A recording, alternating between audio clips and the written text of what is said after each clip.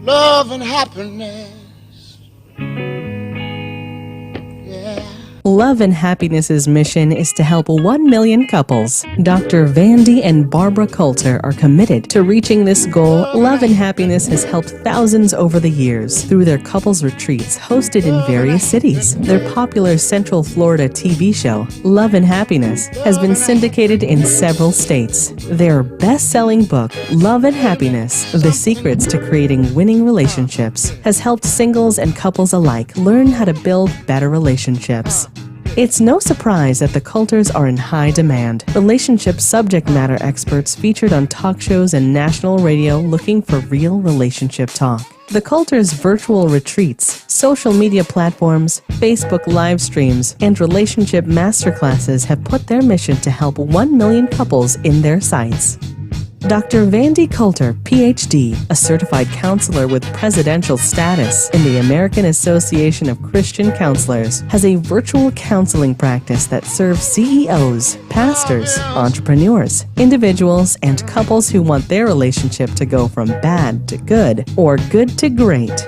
Dr. Vandy has been featured on Fox, CBS, NBC, their national affiliates, and various media for the impact from his virtual counseling as a response to the relational health crisis during the COVID pandemic. Dr. Barbara Coulter, real estate investor and serial entrepreneur, complements and contributes to what makes Love and Happiness the perfect blend of real talk and fun. Our motto is no one gets their happily ever after. They create their happily ever after. After the hurt, after the disappointment, you can still be happy. And Love and Happiness is just what you need to have. Love is. Wait a minute.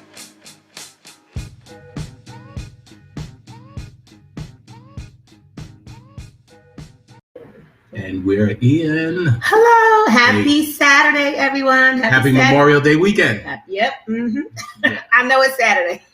Had a long week, but I know it's Saturday. That's it. So happy Saturday, everyone. Thank you for joining us. We have another great relationship topic today. Yeah. It's called feeling taken for granted. Have you ever felt taken for granted in your relationship? Come on, if you have a pulse, you must say yes to that. Yes.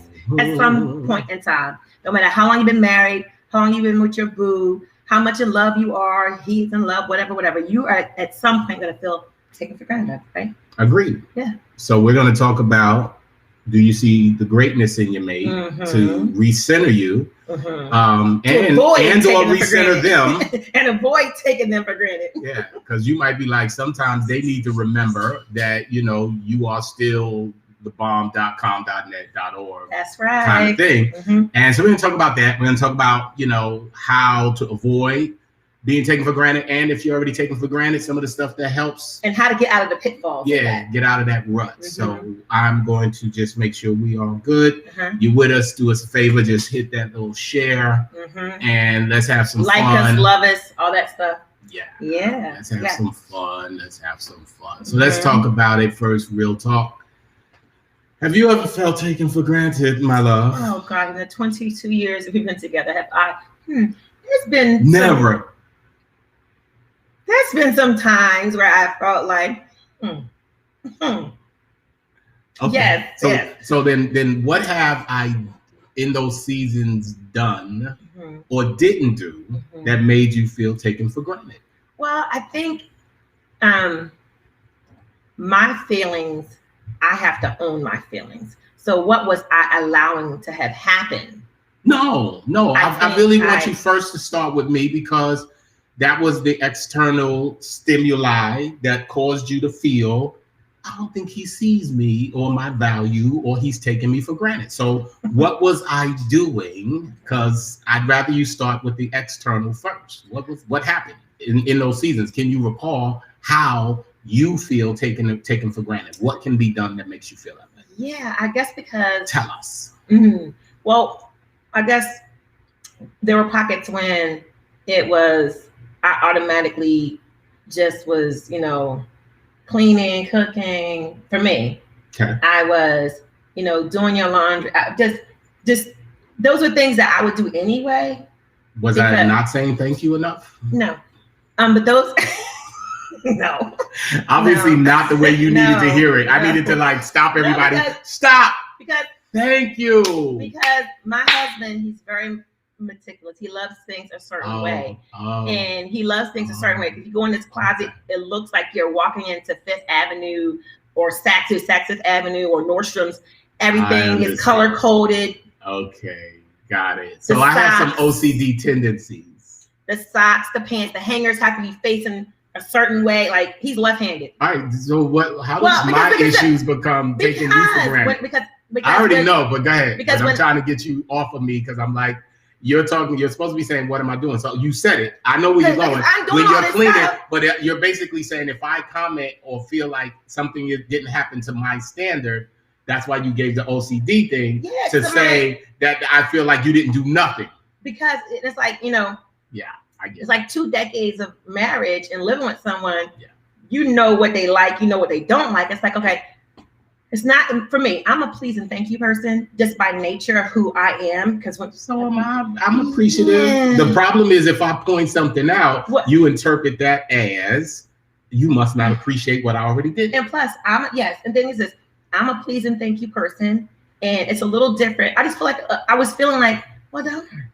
I feel like I'm a little taken credit, and like especially when I met you, I had a housekeeper. Okay. Not that I needed a housekeeper. All right. So let's stay on topic because you bring an amazing opportunity for us to address something. Mm-hmm. Now here's the moving parts. The facts are that if something wasn't done in a way that I would prefer it to be done, mm-hmm. my mere mention of that is interpreted as taking you for granted. As you didn't appreciate what I did do though. Right. Okay. So that is an opportunity to help a lot of folk mm-hmm. because there is truths on both sides of this that we must unpack mm-hmm. if we're going to have a conversation with integrity. Mm-hmm. So there is a part of me that, and I know I'm very appreciative and I express and I say thank you and I'll say thank you for stuff that doesn't require thank you as well. But I like thank you as in gifts. You like no. But you're pivoting and I don't want to pivot yet. Okay. Because this is a great opportunity. Because here's what's really happening. The fact that I point something out, and this is where I think you were on the right track to say, well, let me start from within. Mm-hmm. But here's the thing: if I'm pointing it out, it's really not to say I don't see the things you did do. Uh-huh. But if in your processing, maybe it is, maybe it isn't. I don't know because now I'm in discovery. Maybe if I list all of what I just saw you did, that's wonderful, and then said, but this thing over here, I feel could have been done different. I think it's still going to be interpreted as because if we're going to be real, I feel like you will lock in on the one thing I say you didn't do well. Is that not true or true, Mrs. Coulter? Perhaps there was a season in my life I would have locked in. As in like 4 minutes ago one thing that I didn't do to the standard. I'm just asking. I'm just asking because if think about this. If there's a couple mm-hmm. where the person, because this is a real thing, and I've heard other couples talk about this, mm-hmm. where how something is interpreted mm-hmm. is actually more powerful than what's really happening. That's true. And if I point something out, it's not to tell you what you aren't doing well. Mm-hmm. It's to point out what I happen to notice mm-hmm. in the thinking process that your desire is excellence across the board as well. Mm-hmm. But if it's interpreted as I'm coming at you, I don't see all the things you did. That becomes like a really problem because then one person either starts to shut up and then they're frustrated, or the other person starts to feel I can't do nothing right. That is true. And then they're challenged. That is true. So I think it's really important to just take a second to go, mm-hmm. okay, let's try to meet in the middle. Mm-hmm. Okay. The goal, if it wasn't right, me pointing it out should not become an indictment on you do nothing wrong. Right. Mm-hmm. But often that can be the case. Mm-hmm. So how do you move out of that? If the situation is a couple, us mm-hmm. feeling mm-hmm. like if I hit that, you're going to take it as a jab when it's an observation. I think many women will feel like that same way. I just think that like you said, communication, trying to get on the same page, trying to get an understanding of, listen. How do you get it? How do you do it? For me, I think it's compromise. I think you have to compromise and say, listen, I'm doing this, this, and this. If there's something that, I'm not doing, maybe you, okay, the table, maybe you can do this part, or I can just take care of these things. Because I think that unspoken expectations is dangerous. And sometimes when you have that, like I'm expecting, like I'm not telling you, I'm expecting that, I'll get a little, something every now and then. Yeah, I'm doing, because I don't want to feel taken for granted. So the first thing you're saying is communication. No. Compromise. Okay, so now that's just bullet point, because I know there's a few other things we want to get to, right? So if you're saying one of the first things you can do if that's happening is to try to find a balance, right? Then I would say that's a great start, as long as they understand the real objective, in my estimation, is that each person begins to examine themselves. And where in your particular case, you would be able to look at the fact that I'm not actually thinking you can't do anything right, because the minute it goes into an always or never, it's in a flawed place. It is. And for me to be able to just say, because I know it's going to be received where you're going to take it weird and take me out of context, so to say, that I have to try to frame it in a way to go, please keep me in context. Right. I know you do amazing things right. If this isn't right, I just thought I can say that without having to frame it when we live together to just, so maybe I then take you for granted that you're a human being who needs to hear the frame. A lot of women, not just me, but a lot of women feel like, I'm cooking, I'm cleaning, I'm doing this, I'm doing that. And they feel like, men can feel taken for granted also. But a lot of women feel like, especially your wife and your mother, or you got a baby daddy, whatever, you're living with somebody, and you feel like it just feels unbalanced a little bit. It's like automatically, oh, you're supposed to clean, you're supposed to do this because you're the woman, you're supposed to do that. Hold on. There's things I feel taken for granted. I have feelings too now. You're not on your side. Whatever, I'm just saying. It's not your turn. There's no turn. We're talking about this topic, and as it affects both of us. Now, it's like, but represent the men. It's not just about you two. No, it's about the men. Represent the men. All I'm saying is, you just spend a lot of time focusing on you. I'm giving myself as an example. You guys are really in our world right now. So all I'm saying is as an individual, because I think we all want to feel appreciated and not taken for granted.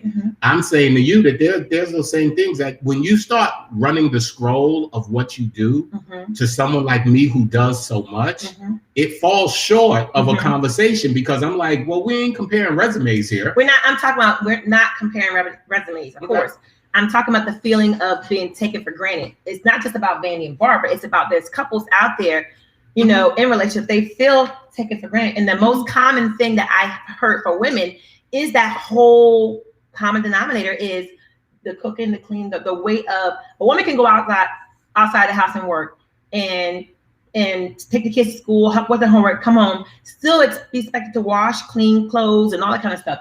And sometimes they do feel taken for granted. And maybe men feel taken for granted too. They working too, and they paying the majority of the bills, whatever. But I guess compromise. So compromise is one. Not on us. Compromise is one for couples, right? Then the second stage or phase to that is being able, in my estimation, to be able to just start to realize that your filter could need to be cleaned out, because sometimes it's not what's being said, it's how you're taking it. Right. And looking at that to for me to go, oh, you're just taking this through the wrong filter. Because if I do celebrate what you do well, and if I point out what didn't get done well, that's not a jab to say you can't do anything right. That is a filter that then I have to kind of like a minefield. I have to be careful to not step on. Next question. All right, cool. Okay.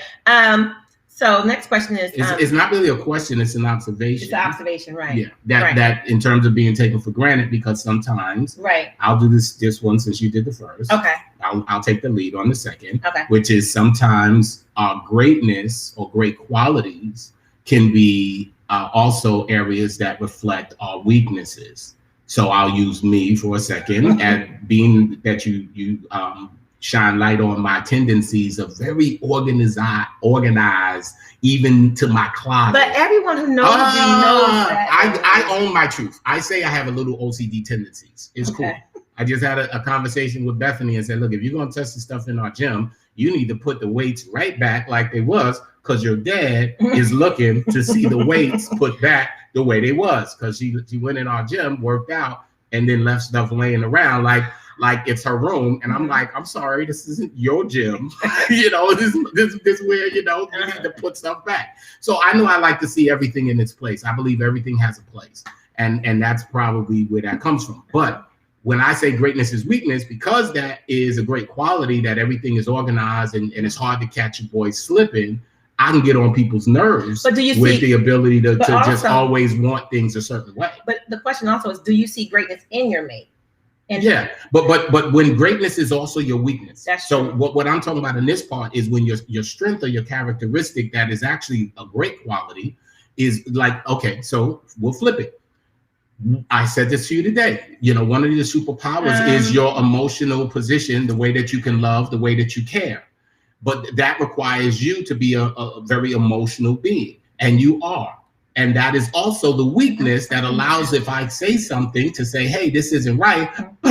I'm terrible. I must not. You totally emote on it instead of taking that truth for that piece and leaving it there. That's an example of strength, greatness being a weakness. Right, but it's okay. But how do you celebrate the greatness in your mate? Well, because obviously I'm not doing it good enough, so why don't you tell me? Or tell us what others can do. Also, the greatness in your mate, like you said, can be also their weakness. How do you celebrate that? Because one of your great qualities that I absolutely love, your work ethic. Understood. And your leadership skills. I love that.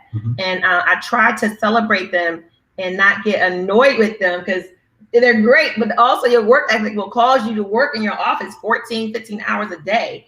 Will have cause you to stay at the church literally after. Yeah, but that was different, because if you remember, I told you, see, the work ethic is different. When I planted that church in Jersey, and we was pastoring in Jersey, the first 5 to 7 years was till the soil. And then once the church was now the fastest growing church, and all that's happening, you didn't see, I pulled back. We were able to relax more. We were able to, and I didn't misappropriate my focus. I own that. But what I'm trying to say is the work ethic I have now is also a weakness when it comes to if I don't have balance. But the question is, how do we celebrate that and not just look at because I make time for it. It's almost like a two-edged sword. You have to, just like I'm happy that you are organized. I'm happy that you are a leader. I'm happy that you are self-motivated. I'm happy, and I celebrate those things. I also gotta be okay, and viewers, you also have to be okay with that same two-sided coin of when a weakness appears. You have to also be understanding in that moment, because just like I said, I celebrate your strengths. For me, I really shouldn't say a weakness. I should say, because it is a strength, that you do have work ethic, and you do have, No, but the weakness is I can end up having tunnel vision. Yeah. And I can end up, but I do try to purposely, I feel more than you, make time for us. I feel I'm more intentional about trying to say, because I know, I'm grinding and now you're grinding as well. I'm more intentional about trying to pivot to time. But how would you tell a viewer?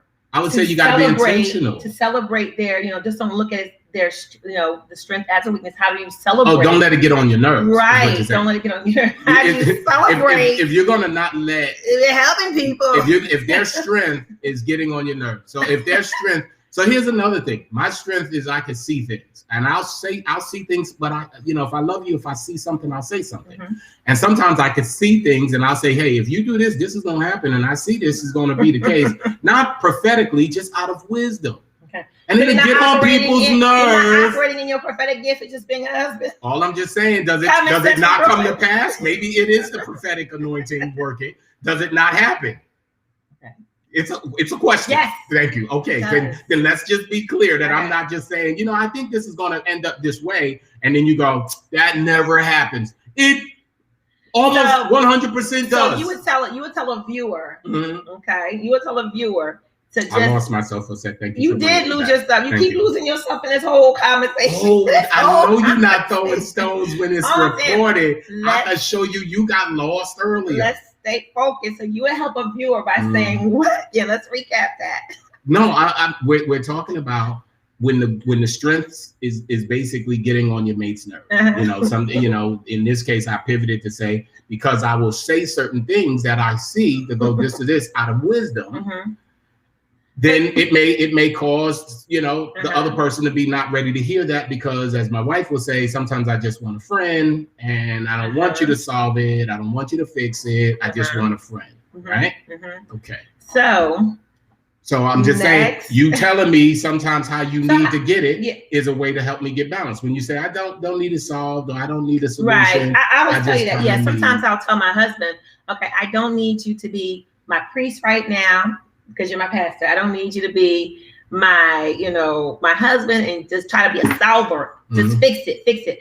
I just need you to be my friend and let me vent. Just let me throw up. So let me just get it off. I got it. Yeah. I got it. So then how do you avoid taking somebody for granted? Then? I guess just being sober, just reflecting on, okay, this person does not have to do this for me. This person does not have to be there to listen to me vent. This person does not have to pay my phone bill. This person does not have to be generous in this way. This person is often, and doesn't matter if you're living together, doesn't matter if shacking. That's what I call it, shacking last week. Doesn't matter if you're married. Cohabitating. The person who you love, that you're taking. Not even in the Bible. That's a word. Okay. It's just okay. My mom and dad would talk about it.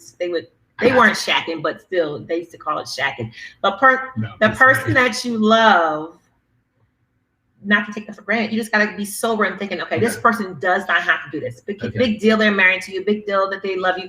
If you're taking it for granted, just gotta just think about just be more that they don't have to be appreciative. I got it. You said it. And some of the ways that I show you that I don't, I try not to take you for granted. You know what you do that's really good, aside being appreciative is important.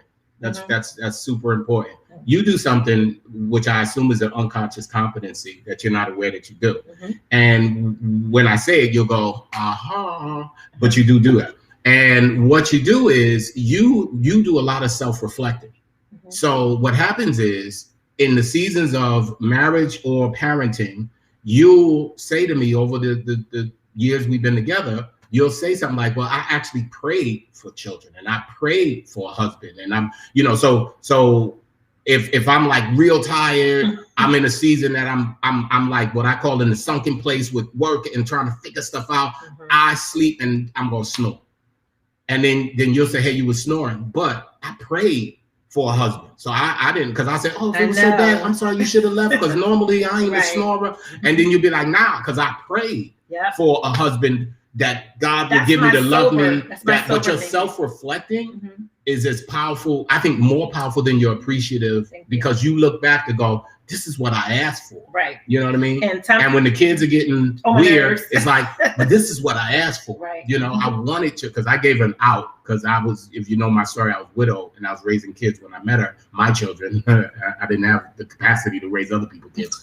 And I gave her an out. I was like, when we started dating, just getting together, I figured I could lay all my cards on the table and see if she can, play cards with me. And I'm like, we really don't have to have any kids, because I got these teenagers now. We're in our 30s. we could travel the world. It'd be a different life. No kids. We could up and go. She looked at me like, bruh. No. If we get together and if we get married, I have no children of my own. I want children. And then when those little angels are stressing, I've observed you over the years, self-reflect and go like, I asked for that. Yeah. And that's powerful, because I think that self-reflect, especially when you made a good choice. Right. You know what I mean? If you pick the wrong mate, that's a whole nother kind of conversation on a different day, because then all you do is look back with a bag of regrets. Like, I knew I shouldn't have. My mama said leave you, my cousins, everything you did said pack up and run. And there it is, I stayed 20 years. Now that's going to be hard. Right. Self-reflecting is like, no, don't look back. You're just going to be turning salty. But if you look back knowing, man, there was a time I really wanted this, somebody to love me, some children to love, some this, to have a family, to have a man, that loves me. Yeah, your self-reflecting, I think, is well, thank you. Yeah. Well, thank you. I appreciate it. So I think that prayerfully, from today's topic, people should really just, at some point, again, you're going to take person for granted, but just do a little self-reflecting and just think, okay, this person does not have to be there for me. This person does not have to, they choose to love me. I choose to love them. And the appreciation is good, but also trying to have that balance. To close it, to also say, you know what? Some of it could be how I'm interpreting this. True. It doesn't, sometimes it's not personal. It's you with the issue. It's you. And if you can just be like, you know what, I'm going to take a look in the mirror first instead of just reacting like you're taking me for granted. Right. What can I do differently? Like, really, am I really taking you for granted? If I said thank you 9 times, but the one time I said, how about this looks different, or this was cooked a little weird today, it's okay. It's like you got 700,000 meals that were right, and if I point out this was too salty, you should cook for yourself now. I'm like, what? And not to say you do that. No. I think really it's really compromise, but it's compromise and communication, because if you can and self-reflecting and cleaning your own filter, your ears filter spiritually, emotionally, psychologically. A lot of our ears got a lot of gunk in them from stuff we've told ourselves, not necessarily gunk from what came in. If we choose to let what's out in, but a lot of that gunk comes from within ourselves, what we tell ourselves every day. And if you tell yourself I'm not enough, if you tell yourself they don't care, if you tell yourself, you start feeding yourself a healthy diet of they don't love me, they don't care, right. I'm not what they want, right. I'm not. You feed yourself that long enough, you will end up putting so much gunk in your ears that it's like somebody who, if you've ever had somebody who you cared about, but they felt you didn't. And you say, but I love you, we good. And they're like, no, you don't. And you're like, no, I really do. And they're like, it could be just a friend or anything. And you're trying to say, no, I'm only talking because I can. And they're like, you don't care. It's because they done told themselves so much, they convinced themselves, no matter what you say, even though you're willing to say your truth, they hear it as, nah, you don't care. So I think if we're going to be healthy about not taking your mate for granted, part of that is moving that stuff out of you before it blocks your ability to get the good stuff in. Right. Yep. So we do have some viewers. So do you guys have any questions, comments? Please like, love, share. Don't be afraid. Ask your questions. Because if you got something, we'll hang with you. And if not, we try to stay close to that 11:30, just because we're in a world where really 30 minutes is like a decade. We could do people this have like 2 minutes, 30 seconds. Hi, love each other like that.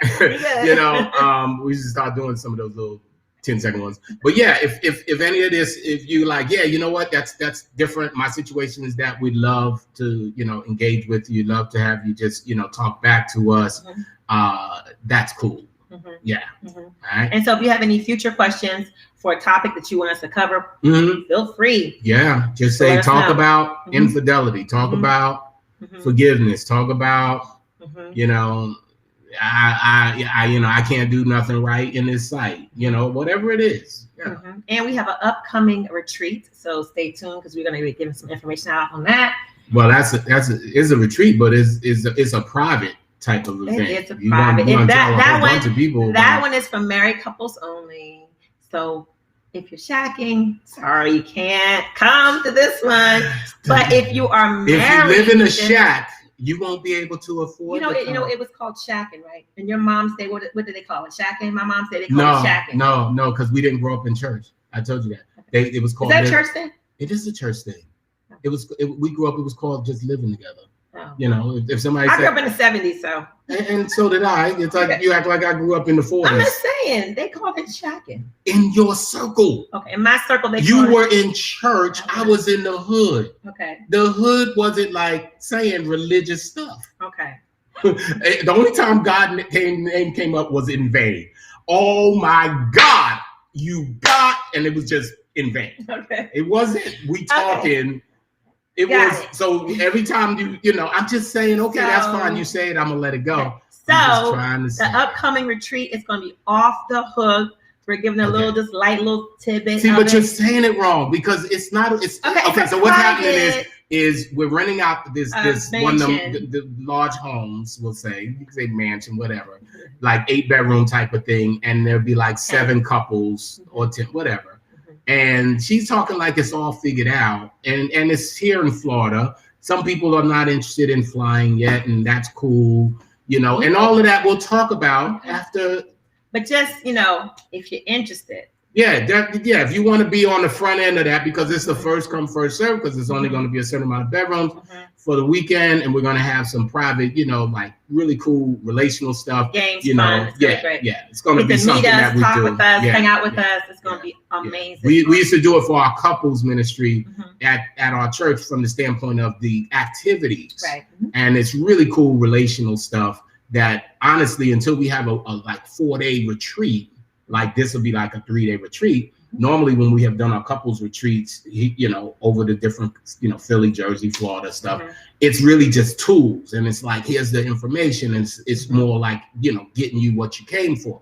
But this is more personable. These are more, small group. And private sessions. So and then there'll be some private, and it's cool. And you get to connect and you get to, so it's pretty fun. Yes, it's fun. Because we get to take our time and interact and share. And then there's activities that's fun and relational and really cool, lovers games. Yeah. So, but nothing married for freaky. This one. It's not freaky. It's just intimacy.